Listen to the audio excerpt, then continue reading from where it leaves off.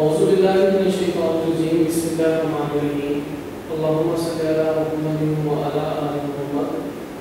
Student, आज जो हम लोग टॉपिक स्टडी करने जा रहे हैं वो गैस के यूनिट नंबर 2 का बायोमॉलिक्यूल्स से टॉपिक है प्रोटीन। प्रोटीन एक ग्रीक वर्ड प्रोटीनस से ड्राइव हुआ, इसकी मानी है स्टैटिक पार्ट। ये एवरी सेल अगर आप ड्राइवेट देखें तो एवरी सेल का जो 50% है वो प्रोटीन के ऊपर मुश्तमिल होता है। कुछ यहाँ की लाइंस हैं as a MCQ point of view से हम जरूर डिस्कस करेंगे। जैसे पहला पॉइंट कि most abundant organic compound in nature. मैं रिपीट करता हूं कि most abundant organic compound in nature that is actually the protein.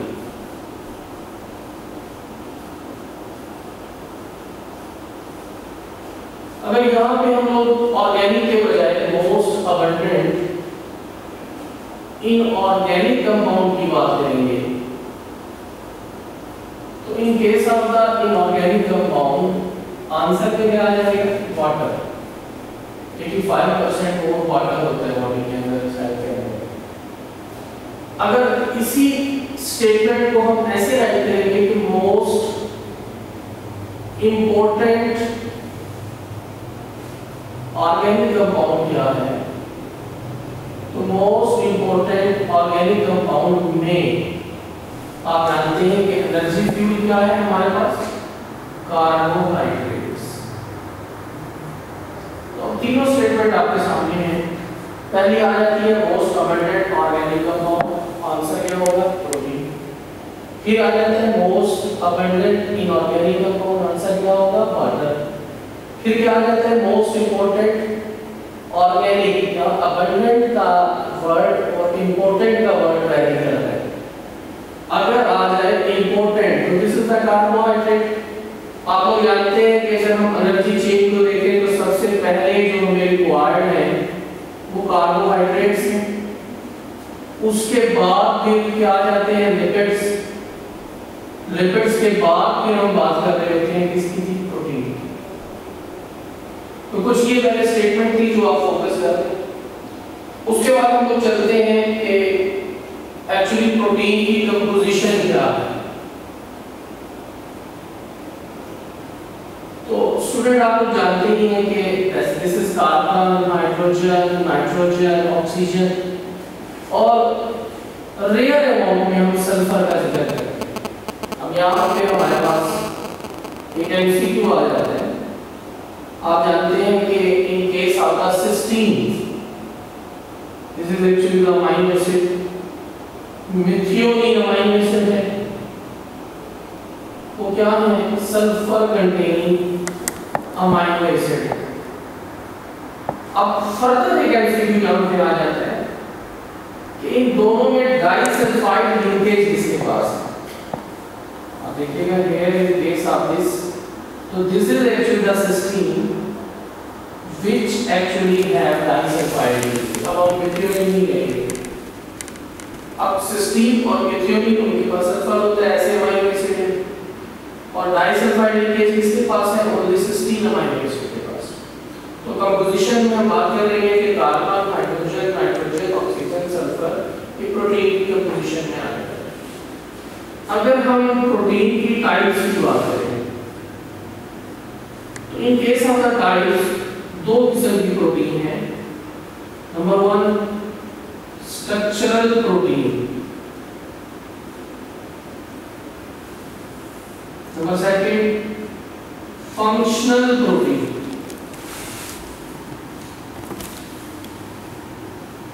अब दोनों वर्ड आपके लिए न्यू नहीं है।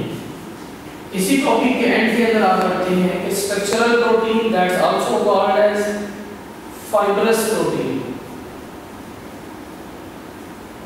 Same like that the functional protein, this is actually the globular protein. So here पहले हम स्ट्रक्चरल और ग्लोबुलर प्रोटीन यानी स्ट्रक्चरल और फंक्शनल प्रोटीन का कंपैरिजन कर रहे थे। अब इस कंपैरिजन में आप देखेंगे यहाँ पे राइट कर रहा हूँ स्ट्रक्चरल प्रोटीन। ये स्ट्रक्चरल प्रोटीन है। अभी आपको बताया कि स्ट्रक्चरल प्रोटीन को फाइब्रस प्रोटीन भी कहा जाता है। So here this is the fibrous protein. यहाँ पे मैं राइट कर रहा हूँ that is the functional protein, और फंक्शनल प्रोटीन को मैंने अभी असाइन किया था कि this is the globular protein.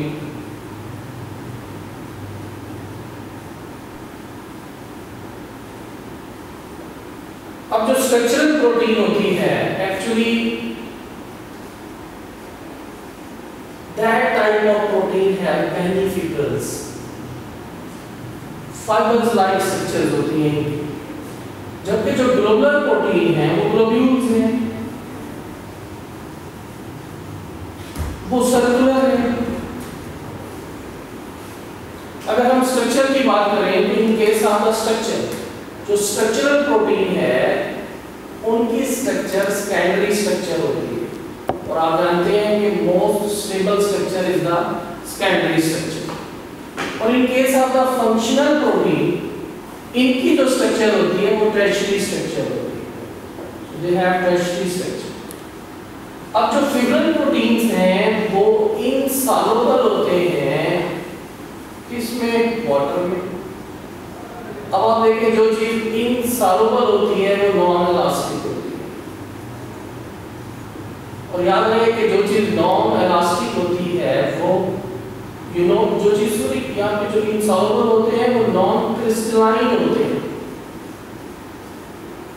और आप देखें जो चीज नॉन क्रिस्टलाइन होती है वो क्या होती है? इलास्टिक होती है। मैं दोबारा इस बात पर रिपीट करूंगा। मैंने बात की कि ये फिब्रिल्स की फॉर्म में है, इनकी स्टैटिक स्ट्रक्चर होती है, वाटर में इनसॉल्युबल है। हर वो चीज जो वाटर में इनसॉल्युबल होती है वो क्या है? Non crystalline. और जो चीज नॉन क्रिस्टलाइन होगी वो क्या होगी? इलास्टिक इन नेचर होगी। अगर हम बात करें फंक्शनल प्रोटीन की तो हम बात कर रहे हैं कि ये सॉल्युबल है किसमें? वाटर में। अब जो चीज वाटर में सॉल्युबल होती है वो क्या होगी? क्रिस्टलाइन होगी, और जो चीज क्रिस्टलाइन है वो क्या होगी? नॉन इलास्टिक होगी। तो स्टूडेंट ये वो डिफरेंसेस हैं जो आपकी टेक्स्ट बुक में इस टॉपिक के एंड में मौजूद हैं, लेकिन इस टॉपिक में जो इंपॉर्टेंट बात आ जाती है वो आ जाती है इन दोनों की एग्जांपल्स, और इनकी एग्जांपल से मल्टीपल एमसीक्यूज यूएचएस बना रहा होता है और बन सकते हैं। जैसे कि केस आपका स्ट्रक्चरल प्रोटीन हम बात करेंगे इलास्टिक प्रोटीन की। अब इलास्टिक प्रोटीन में एक्टिन, मायोसिन, ट्रोपोनिन, ट्रोपोमायोसिन ये सारी चीजें आ जाती हैं। मैं दोबारा रिपीट करूंगा कि elastic protein actin, myosin, troponin, tropomyosin, आप देखिए क्या बना रहे होते हैं? मसल बना रहे होते हैं, स्ट्रक्चर बना रहे होते हैं। इलास्टिक प्रोटीन के बाद में दूसरी बात करूंगा यहाँ पर, this is actually the keratin. Keratin that is most important protein. कौन सी स्ट्रक्चर बना रही है हमारी बॉडी में? नेल्स, हेयर, और इन केस ऑफ एनिमल्स आप यहाँ पे ऐड कर सकते हैं हॉर्न्स, ये एनिमल के हॉर्न्स प्रोड्यूस कर रहे हैं। इसी तरीके से आप देखें यहाँ पे स्पाइडर वेब आ जाता है, this is the example of fibrous protein, elastin, keratin, spider web. फिर मैं फर्दर बात कर रहा हूँ फिब्रिन। फिब्रिन आप जानते हैं कि ड्यूरिंग द ब्लीडिंग जो ब्लड को स्टॉप करने के लिए जो स्ट्रक्चर प्रोड्यूस हो रही होती है उसमें ये फिब्रिन प्रोटीन इन्वॉल्व होती है। अब आप देखें, अब चाहे इलास्टिन प्रोटीन है, चाहे वो केराटिन है, चाहे वो स्पाइडर वेब है, चाहे वो फिब्रिन है, चाहे वो कोलेजन फाइबर्स हैं, इन तमाम की स्ट्रक्चर क्या होगी? मैं ऊपर जिक्र कर चुका हूँ, तमाम की स्ट्रक्चर क्या होगी? सेकेंडरी स्ट्रक्चर होगी, जो कि मोस्ट स्टेबल स्ट्रक्चर होगी। स्टूडेंट जब स्ट्रक्चरल प्रोटीन को हम स्टडी कर रहे होते हैं तो हमारे ध्यान में फौरन आता है कि ऑर्गेनिक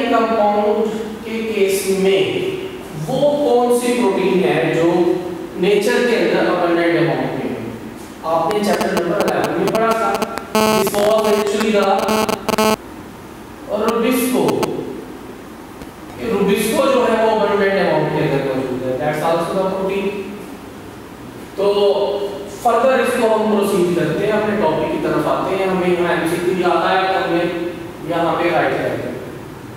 अब आप देखिए ग्लोबुलर प्रोटीन की बात करें, मैं पहले से लिख चुका हूँ, सर्कुलर फॉर्म में है, टर्शियरी स्ट्रक्चर होगी, वाटर सॉल्युबल है, क्रिस्टलाइन होंगे, नॉन इलास्टिक है।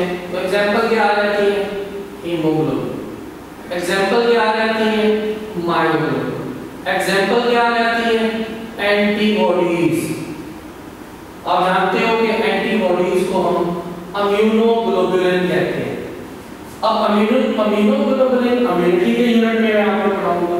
फिलहाल यहाँ पे मैं आपको नेम बता देता हूँ कि डिफरेंट किस्म के हैं, जैसे IgG, IgA, IgM, IgD and IgE। ये तमाम की तमाम जो एंटीबॉडीज हैं वो क्या है? ग्लोबुलर प्रोटीन में कंसीडर की जाती है इसमें। इसके अलावा आप देखें एंजाइम्स आ जाते हैं। तो एंजाइम्स भी एग्जांपल्स हैं किसकी? ग्लोबुलर प्रोटीन की। अब यहाँ पे एक टिपिकल सा एमसीक्यू बन सकता है कि ऑल टाइप्स ऑफ प्रोटीन में सबसे ज्यादा अबंडेंट अमाउंट किसका है? एंजाइम का। मैं यहाँ पे जिक्र कर चुका हूँ, आप देखें जो विस्को था वो क्या था? एंजाइम था, अबंडेंट इन नेचर है। फर्दर आप देखें इसमें हम एग्जांपल दे सकते हैं सम हार्मोन्स की। In case of these hormones आप देखें फॉलिकल स्टिमुलेटिंग हार्मोन है, प्रोटीन इन नेचर होते हैं। इंसुलिन है, प्रोटीन इन नेचर है। फर्दर और आप देखें कि यहाँ पे ग्लूकागॉन आ जाता है, प्रोटीन इन नेचर है। ये सारे के सारे एग्जांपल हैं किसकी? Globular protein. अब तक जो हमने पढ़ा वो about the introduction of protein हम लोग पढ़ रहे थे। इन केस ऑफ दिस इंट्रोडक्शन मैंने आप लोगों को बताया डिफरेंट स्ट्रक्चर्स का। इन डिफरेंट स्ट्रक्चर्स में मैं जिक्र कर रहा था about the globular protein as well as the structural protein. Next move करते हैं। हेयर टाइप्स हो गई आपके सामने, स्ट्रक्चरल प्रोटीन का जिक्र हो गया, फंक्शनल प्रोटीन का जिक्र हो गया। नेक्स्ट हम आगे मूव करते हैं कि प्रोटीन की डेफिनेशन क्या है। What is actually the protein? Protein क्या है? These are the polymers of amino acids. Amino acids के पॉलीमर को प्रोटीन कहा जा रहा है। अब यहाँ पर आप जानते हैं पॉलीमर किससे बनते हैं? मोनोमर से बनते हैं। तो वो मोनोमर्स क्या हैं? वो मोनोमर्स ऑफ अमाइनो एसिड्स हैं।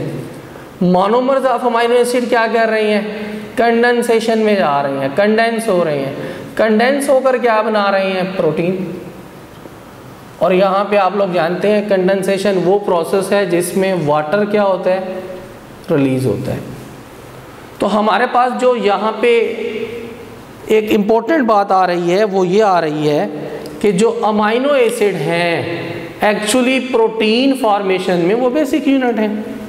अगर मैं फार्मूला स्केच करूँ अमाइनो एसिड का तो आप देखें अल्फा कार्बन है, यहाँ पे ये अल्काइल ग्रुप मौजूद होता है, यहाँ पे ये हाइड्रोजन है, यहाँ पर हम बात कर रहे हैं कि कार्बोक्सिलिक एसिड मौजूद होता है, और यहाँ पे हम बात कर रहे हैं कि अमोनिया है। अब बायोलॉजिकल पॉइंट ऑफ व्यू से आपका यूएचएस कंसीडर कर रहा है कि यहाँ पे सिर्फ 2 फंक्शनल ग्रुप हैं। हालांकि आप देखें केमिस्ट्री के पॉइंट ऑफ व्यू से ये बात ठीक नज़र नहीं आ रही, लेकिन आप क्या पढ़ रहे हैं? बायोलॉजी पढ़ रहे हैं। बायोलॉजिकल पॉइंट ऑफ व्यू से हम बात कर रहे हैं कि देयर आर 2 फंक्शनल ग्रुप। ये अमाइनो ग्रुप है और यहाँ पे ये कार्बोक्सिलिक ग्रुप है। फर्दर सम टाइम आपसे आपके कॉन्सेप्ट में होना चाहिए कि इसकी आयोनाइज्ड फॉर्म क्या है।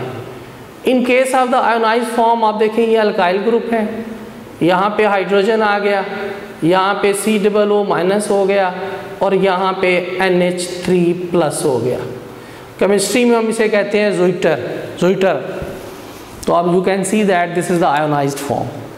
फर्दर मोर देखिएगा स्टूडेंट, अमाइनो एसिड्स के अगर हम नंबर की बात करें तो इन case of the number of amino acid आपकी टेक्स्ट बुक में मेंशन है कि दीज आर 170।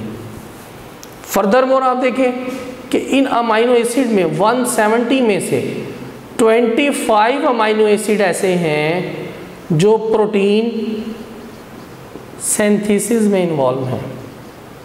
अब यहाँ पे फर्दर आपने स्टूडेंट कंफ्यूज नहीं होना कि अगर आप प्रोटीन सिंथेसिस को देख रहे हैं तो इन case of the protein synthesis 25 amino acid हैं, बाकी नहीं है। लेकिन अगर एमसीक्यू में वर्ड आ जाए फ्रीक्वेंटली का कि फ्रीक्वेंटली कौन से इन्वॉल्व हैं, तो फ्रीक्वेंटली आप कहेंगे कि फ्रीक्वेंटली 20 अमाइनो एसिड्स ऐसे हैं which are frequently involve in the protein synthesis. अब यहाँ पे बहुत सारे स्टूडेंट्स बात कर रहे होते हैं सर अमाइनो एसिड तो 3000 मोर हैं, बिल्कुल हैं, लेकिन आपकी टेक्स्ट बुक में क्या मौजूद है 170, और 170 में 25 क्या हैं, वो प्रोटीन सिंथेसिस में इन्वॉल्व हैं। फ्रीक्वेंटली यूज़ कौन कितने हो रहे हैं, 20 अमाइनो एसिड हो रहे हैं, बाकी डिफरेंट फंक्शन कर रहे हैं, कुछ नाइट्रोजिनस बेसिस हैं, कुछ के अदर फंक्शंस हैं। हमने इन दो के ऊपर फोकस करना है, इस पॉइंट के ऊपर और इस पॉइंट के ऊपर। स्टूडेंट अगर हम लोग अमाइनो एसिड की बात करें तो हमारे बुक में यहाँ पे अगर R ग्रुप H है तो that will be the structure of glycine, और अगर R ग्रुप CH3 हो जाए तो this will be the structure of alanine. अब यहाँ पे आपका एक MCQ बनता है कि ग्लाइसिन क्या है, मोस्ट सिंपल अमाइनो एसिड है। अब मैं आपको स्टार्ट में दोबारा से उस टॉपिक की तरफ ले जाता हूँ जो मैंने स्टार्ट में आपको बताया था। यहाँ पे मैं 2 अमाइनो एसिड का ऑलरेडी जिक्र कर चुका हूँ कि सिस्टीन और मेथियोनिन वो अमाइनो एसिड हैं जिनके पास सल्फर है, जबकि सिस्टीन वो अमाइनो एसिड है जो एक्चुअली हैव डाइसल्फाइड लिंकेज। तो ठीक कर लेते हैं। फर्दर देखें, अगर मैं स्केच करूं यहाँ पे नोमेनक्लेचर पॉइंट ऑफ व्यू से, आप जानते हैं नोमेनक्लेचर हमने देखनी है कि प्रोटीन की नोमेनक्लेचर कैसे होती है। तो आप देखें, मैं एक एग्जांपल देता हूँ आपको। यहाँ पे हम लोग राइट कर रहे हैं कि ये अल्फ़ा कार्बन है, R के बजाय H है, यहाँ पर भी H है, यहाँ पर NH2 है, और यहाँ पे C डबल बॉन्ड OH। आप जानते हैं कि दिस इज़ द ग्लाइसिन। अगर ग्लाइसिन यू नो के अटैच हो रहा हो एलानिन के साथ, एलानिन का फार्मूला यहाँ पे राइट कर लेते हैं। इन case of this you can see, मैं इस H2 को ऐसे भी राइट कर सकता हूँ। यहाँ पे आप देखें हम CH3 लगा देंगे ताकि एलानिन बन जाए। यहाँ पे H है, ये अल्फ़ा कार्बन है, और इसके साथ अटैच है कार्बोक्सिलिक एसिड। अब एक पॉइंट जो आपने अपने जहन में रखना है कि यहाँ से जो NH2 है वो यहाँ पर मौजूद कार्बोक्सिलिक एसिड के साथ मिलेगा, और you know what happened, condensation, water क्या हो जाएगा, रिलीज हो जाएगा। अब एक पॉइंट यहाँ पे आप अपने जहन में रख लें कि जब भी कंडेंसेशन होती है वाटर का एक मॉलिक्यूल रिलीज होता है, और जब 2 अमाइनो एसिड आपस में मिलते हैं तो एक पेप्टाइड बॉन्ड बनता है। इसके ऊपर मैं मज़ीद आगे डिस्कस करूँगा, फ़िलहाल आप फार्मूला देखें ताकि मैं आपको पेप्टाइड बॉन्ड बता सकूँ कि किसके दरमियान बन रहा है। देखिएगा, this is NH2, then that this is H, this is H, here alpha carbon C double bond O, यहाँ पे NH, और फर्दर देखिएगा यहाँ पे CH3, यहाँ पे ये H, C double bond O, OH। अब बॉन्डिंग किसके दरमियान हो रही है आप देख सकते हैं, this is the peptide bonding, carbon और नाइट्रोजन के दरमियान ये पेप्टाइड बॉन्ड है। गौर करें कि अगर हम इस फार्मूले को नोमेनक्लेचर के हिसाब से देखें तो पहले लिखेंगे ग्लाइसिल, ग्लाइसिन का ग्लाइसिल एलानिन। ग्लाइसिल एलानिन क्या है, एक डाई